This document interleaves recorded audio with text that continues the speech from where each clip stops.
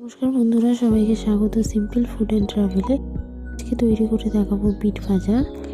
ভিডিওটা সম্পূর্ণ দেখার অনুরোধ রইল। ভালো লাগলে লাইক শেয়ার কমেন্ট করবেন, চ্যানেলটা সাবস্ক্রাইব করবেন। চলুন ভিডিওটা শুরু করা যাক।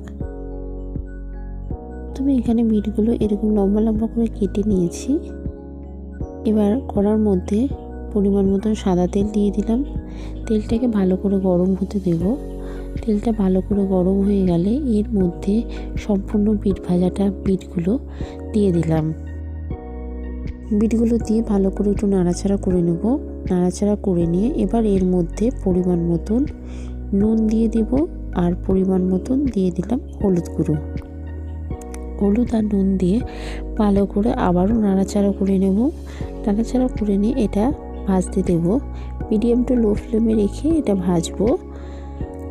নাড়াচাড়া করে নিয়ে এটা 2 থেকে 3 মিনিট রেখে দেব। রেখে দেওয়ার পরে আবারও ভালো করে নাড়াচাড়া করে নিচ্ছি। এভাবে শীতকালে অবশ্যই বিট ভাজা তৈরি করবেন, যেটা খেতে অসাধারণ লাগে গরম রুটির সাথে। আপনারা যারা চ্যানেলে নতুন ভিডিও দেখছেন অবশ্যই চ্যানেলটি সাবস্ক্রাইব করে দেবেন।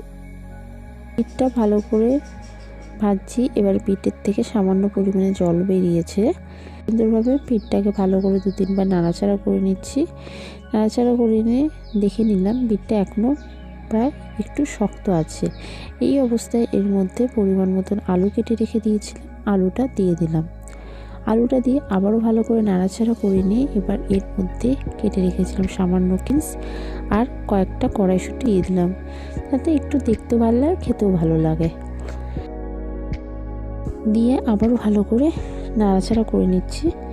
এবার এর মধ্যে একটা বড় সাইজের পেঁয়াজ দিয়ে দিলাম কুচি। পেঁয়াজ কুচি দিয়ে আবারও ভালো করে নাড়াচাড়া করে আর দিয়ে দিচ্ছি এর মধ্যে 3-4টে কাঁচা লঙ্কা কুচি করে দিয়ে ভালো করে এবার সম্পূর্ণটা ভালো করে মিডিয়াম টু লো ফ্লেমে রেখে নাড়াচাড়া করে নিচ্ছি আর ভেজে নিচ্ছি। মিডিয়াম টু লো ফ্লেমে রেখে ভাজাটা করতে হবে। যারা চ্যানেলটি সাবস্ক্রাইব করেছেন তাদেরকে অসংখ্য ধন্যবাদ। খুব সুন্দরভাবে আবারও 3-4 মিনিট পরে আবারও ভালো করে নাড়াচাড়া করে নিচ্ছি। এইভাবে বিট ভাজাটা তৈরি করতে হবে, কারণ কি বিট অনেকটাই পরিমাণে শক্ত থাকে, নরম হতে অনেকক্ষণ লাগে। তাই জন্য বিটটা সামান্য নরম করে নিয়ে তারপরে বাকি কোনো সবজি দেওয়ার থাকলে আপনারা ব্যবহার করতে পারেন। এবার এর মধ্যে পরিমাণ মতন চিনি দিয়ে দিলাম। চিনিটা দিয়ে আবারও ভালো করে ভেজে নিচ্ছি। এটা আরও 2 থেকে 3 মিনিট এটাকে ভালো করে ভেজে নিতে হবে।